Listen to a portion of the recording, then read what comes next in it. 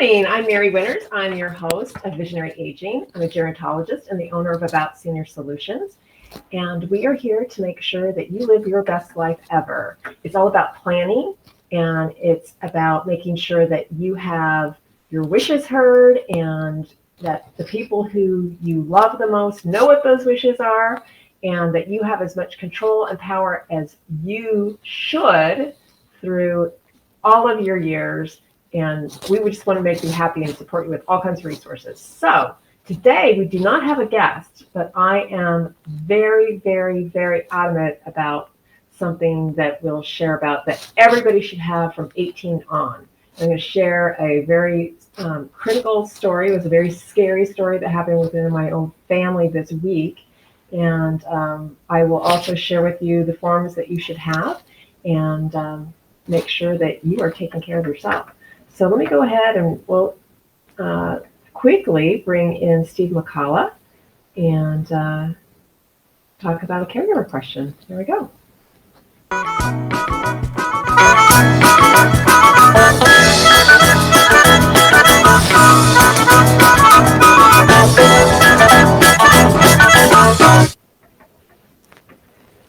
Hey, Steve, hold on. Let's see. We got you here.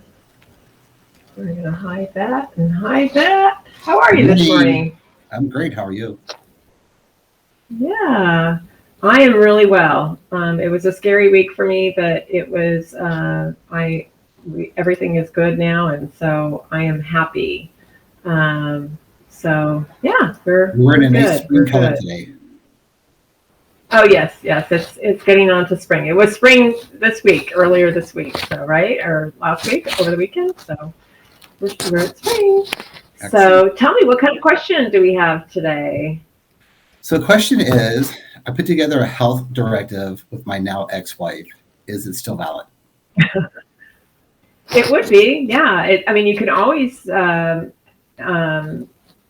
whoever know that you don't want them as a choice any longer. So if they presented something at the hospital, say, sometimes it might be better than nothing, because if you don't have anybody set up as your decision maker, and we're going to talk a lot about this today. Mm-hmm. If you don't have anybody set up as your decision maker and you do not have the ability because you can't speak for yourself, then potentially you could end up in court, in probate court, with a conservatorship, because somebody may need to speak on your behalf for your care and for your support and where you may live.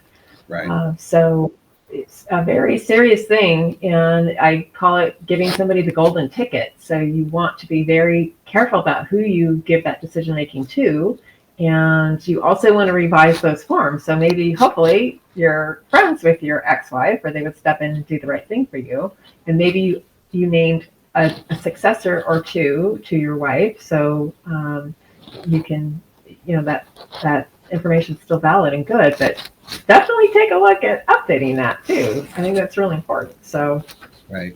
Are these forms that need to be notarized, or what makes it an official form? Sure. So for the state of California, it may be different with other states, but for the state of California, you at least have to have 2 witnesses to this form, and your physician probably has it. If you're currently in assisted living, they may have asked for that before you went in. So it's really, it's very easy to get. In fact, let me go ahead and just pull up the name of the form so that if you would like to pull that up for yourself, it's called a Advanced Health Directive form. And if you pull that up, just pull up statutory form for state of California, advanced healthcare form. They have a PDF form that you could just fill out right there, put who you want, print it out, talk to a couple friends, bring it to work, have work colleagues sign it for you as witnesses if you'd like. But it shouldn't be the same person that you have designating for your healthcare. And then there's another form too. We can talk about that another time, but it's a power of attorney. And that's another really basic form that you should have as well, based on the fact that, if you're not able to speak for your well-being, you probably can't speak to manage your money too. So that is another statutory form in California as well that's really important to have too. Um, so I really feel very strongly that we have to have those forms. Um, it's something that when I had a family member with a very serious accident take place in a nice neighborhood. He was attacked physically, and he's over 18, but not old. And when he was in the hospital, and the nurse, who was quite young, said, "Oh, so do you have an advanced healthcare directive? You don't really need one until you're old." I almost came unglued, and now it's been my soapbox this week to talk about how important it is to have an advanced healthcare directive. So I urge you to talk with your physician, pull the form up online, and make sure that you're able to communicate those wishes. Call our office, 626-359-0108. If you're interested in getting that form, we'll make sure that site gets emailed to you, so you have that copy to be able to do for yourself. If you need to change that, you can always talk to your attorney about updating things in your trust if you have a trust already. So please, please, please take this very seriously. If you have children who are 18 or older, they need to put this form together. They need to put this form together. So enough of my little soapbox right now. Let's go ahead and I'm going to briefly bring on Violet, who is having her birthday today, and or did have her birthday for her 100th. So let me go ahead and we'll bring Violet in, and then we're going to go ahead and we're going to talk to Melinda. She's on with us today too. Here we go.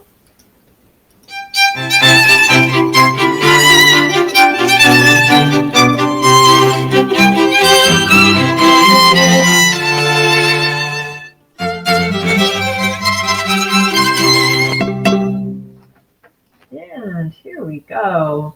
Miss Violet is living in a lovely senior community, and she is one of a few people who have just turned 100.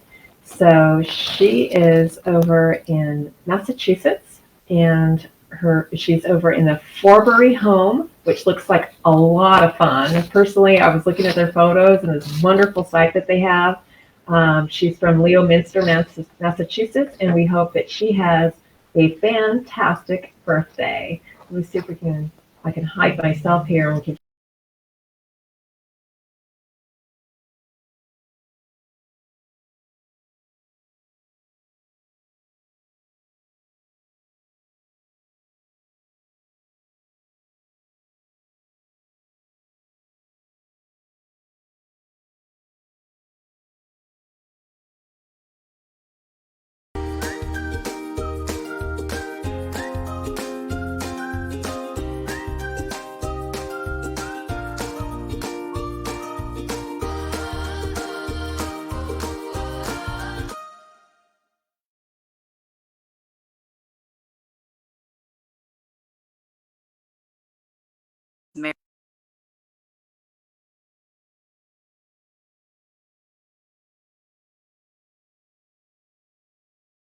There.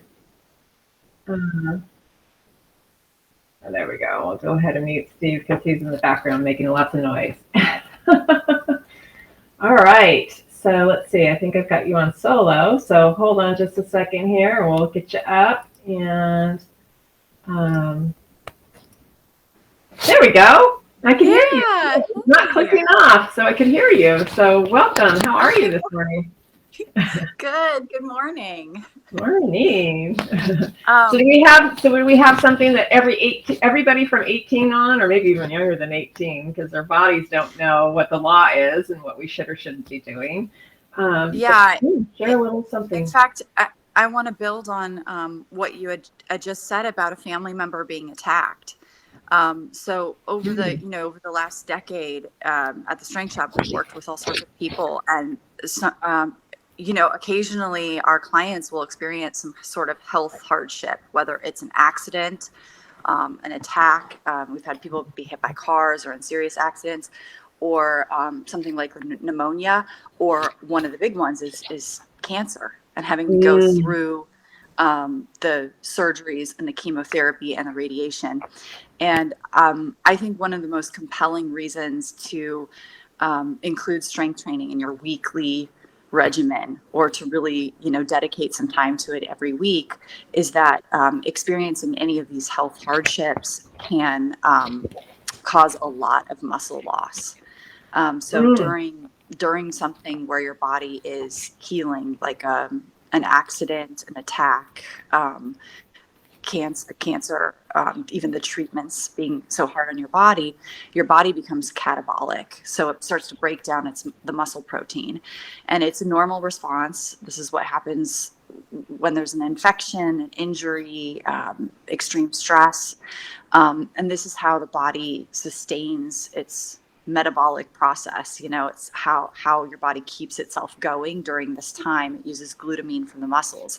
So what this causes is a lot of muscle loss. So when you see somebody who's been ill, you can see that they've lost a lot of their muscle definition. So one of the best gifts that we can give to ourselves before something like this would happen, before there could be an accident, no matter what our age is, or we could fall ill with something, is to have strong, healthy muscle. Because the more strong, healthy muscle we have on our body, the better chances we have at survival from something that's very serious, and the stronger we'll be after dealing with something like that, some health hardship, the more muscle we have on our body. So, and it could quite literally save your life. Strong muscles can quite literally save your life. Perfect sense.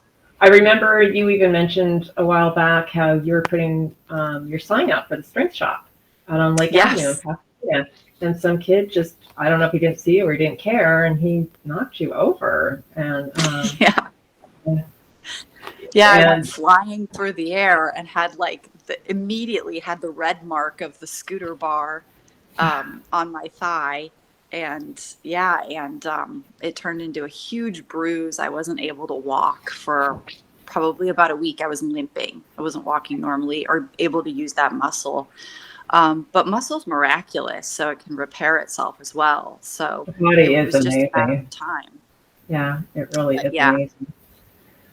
That is great advice. And I know I've had another friend of mine, which is how I found out about you at the strength shop, who had a kind of a freak fall and just broke everything. Broke her foot, broke her knee, broke her, just terrible. Broke something in both of her legs, so she wasn't able to walk for quite a long time. And she actually, beyond her regular rehabbed with you and made a huge difference. So I figured I am going to go ahead and bank in those workout hours with you at the strength shop and really make a difference for myself too. So it really does. We had a man who trained with us for a very, very long time. Now he's a close friend of mine. He moved to Washington last year. So we go up and visit him in Washington now. But it was funny, actually, when he moved to Washington. He's like, the thing I'm going to miss the most is the strength shop, because there needs to be a strength shop in Washington. But in his 30s, after training with us for a couple of years, he rode a motorcycle. He got into a really bad accident, and he was in the ICU for, I want to say, like a couple of weeks even. And his doctor said, your muscle saved your life. If you weren't as muscular, you would. This is definitely, it was like an anomaly that he survived that. And it took a while to build that muscle back up, but he was able to do that when he returned to his sessions, which he did after, as soon as he could, as like you said, as a kind of a part of the finality of a rehab situation. So yeah. And it's sad that we don't get rehab longer, but that's just what happens. So thank you so much for that advice, and tell people how to get a hold of you at the strength shop if they want to reach out. If you're interested in learning more about strength training or the strength shop or any of the things that we can do as far as nutrition or strength training, you can call 626-999 4850. We also receive text messages to that line. So 626-999-4850. Wonderful. I'm going to bring Steve back on with us, and I'll put his mic, unmute him. Say, hello. Hey, how are you? Hey, Steve. Good. Hey, Melinda.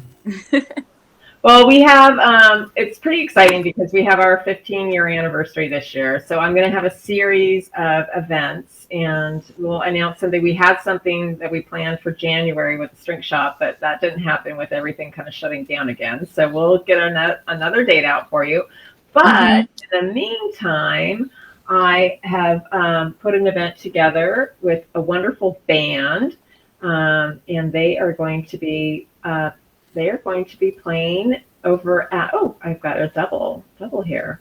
They are going to be playing at 7 o'clock at night. You can hit that little QR code right there, and you can go on our site and also RSVP.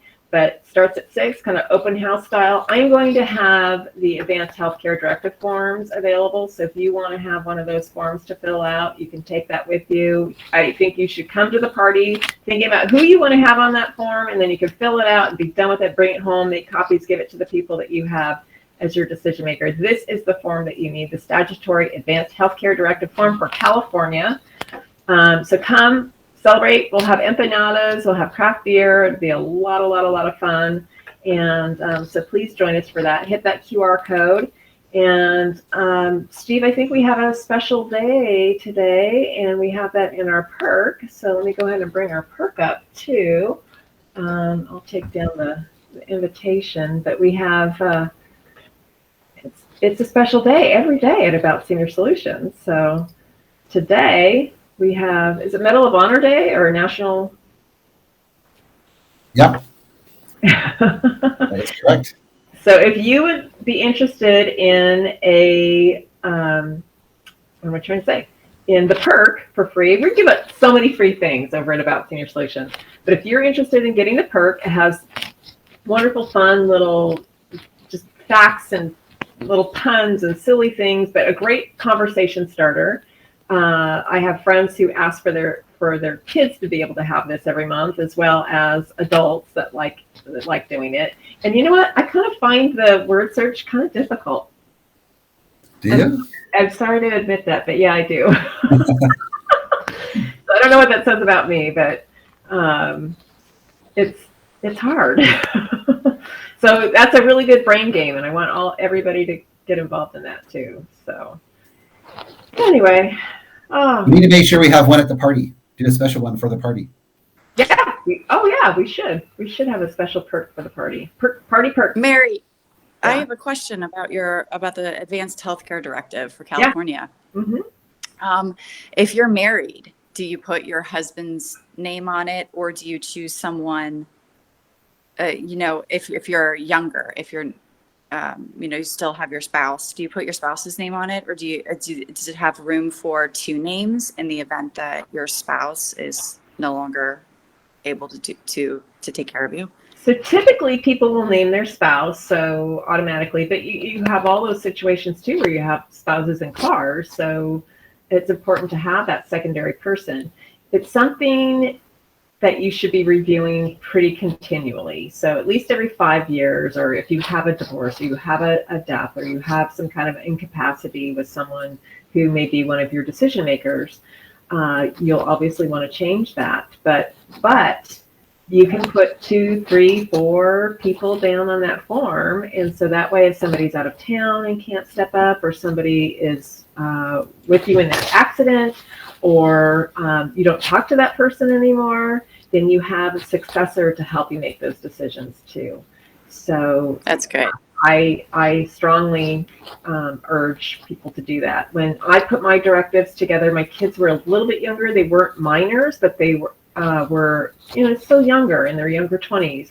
And I just didn't feel like they had I didn't want to put the stress on them of doing that. So I actually have a professional. We had Marguerite Lawrence on last week, and I have a professional like Marguerite who will make my decisions. And maybe as they get a little older, and they are a little older now, maybe it's time to switch to them. Maybe I leave it as a professional. As that professional gets older, I may decide to change it to another professional. So it's completely personal. It depends on what you want to do. And the person should really understand your wishes too. I can't tell you how many times people have, at least thank God you made a decision to put the farm together. So that's the biggest thing. But years later, I've had an older woman who was in the hospital. Her neighbor was trying to help her, and the woman had named her attorney, and the attorney just put the secretary's name down, and the secretary didn't even know she was on there. They were all older. They were all in their 80s. The attorney had passed away or wasn't incapacitated, and they didn't know where the secretary was at that point. She'd been long retired, and Yeah. so she put herself in a position where she basically didn't have the form anymore. So you have to finish the forms. In fact, I have something called GIFT. You have to gather the information to decide who you want to have on these forms. And then you have to inform the professionals or your family members on what your thoughts are, how you would like to do that. And then you need to follow through, because if you don't sign those things, they don't mean anything. And then you have to tell everybody where those forms are, and you should give a form to the person who's going to make your decisions for you, or they can't help you. So GIFT, gather the information, inform those to be involved, follow through to completion, and tell everybody where your form is. That's my little acronym that I put together. And then, I like Mary, it. are these forms, like, what makes it an official form? Does it have to be notarized, or? The healthcare directive form does not. But it does require 2 witnesses, so it shouldn't be the same 2 people you may be naming. But you can pull that form up. You can take it to work. You can have others sign it.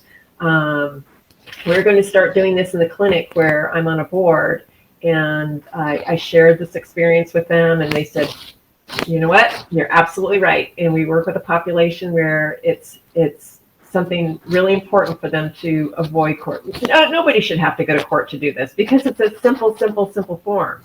And years ago, it kind of didn't matter. And oftentimes when you're in an emergency in the hospital, they'll listen to someone in that house, so to speak, and say, okay, great. If you know this person, you think that you know which direction we need to go in, we will support you with that decision. But then after the pavement hits the road there and things start to level out, and they're maybe being transferred to a skill facility or to a rehab of some kind, or it has to go to a bioethics committee because they're really not sure if they should be pulling a plug or not pulling a plug, or whatever the situation is.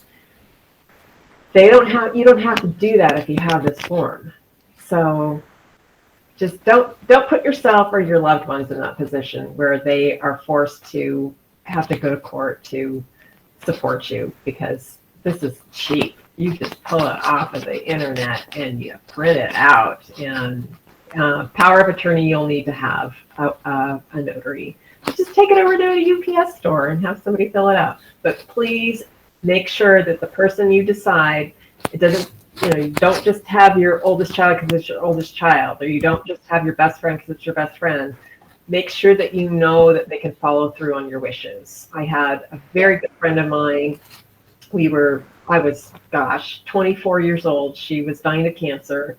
And she said, I want to put you down as my decision maker, but I need you to know that this is what I want and this is what I don't want. And I do not fault you for not being able to, pull the plug or follow through on my wishes, but you have to follow through on what I'm asking. Can you do that or can you not do that? Because I understand. And I told her I would do it. So it can be a very serious decision or conversation to have, but I think we all need to have this decision. And I'm going to have the forms at the party. Yeah. So yay, we have a party. We'll have a party over them. It's a serious conversation, but we'll have fun doing it, right? So, yeah. Important. So you're going to have like 20 people at the party that's all signed this form. They're all going to be... We'll do a Guinness Book of World Records. Mm-hmm. The most advanced healthcare directive signed over a glass of. Yeah. All naming you. And an empanada. No, you don't need to name me at all. Just make sure you get good people who care about you and want to make sure that your wishes are taken care of. So, in fact, that's part of my other little. Here, I'll put my little diagram here since it's up. Oh, let me take care of this form because Steve is we can't see Steve's face anymore. Let's see. Oh well. Sorry, Steve, your face is covered with the form name. But this is part of how we put a plan together. What are your wishes? How do we keep you safe? Keeping you safe is putting these forms together, and then what can you afford? And then we put the plan together right there with a happy face to make it most conducive to what you want within the boundaries of creating your safety and what you can afford. So anyway, that is that, and get that out of your space. So anyway, my friends, thank you so much. I'll have scarier stories if you decide not to do the Advanced Healthcare Directive, so I can get you to I can strong arm you into doing it. I just wrote it in my schedule to do. Great. All right, you guys have a great weekend, and You too. we will see you next week. Okay. All right, be safe. Thanks, you too.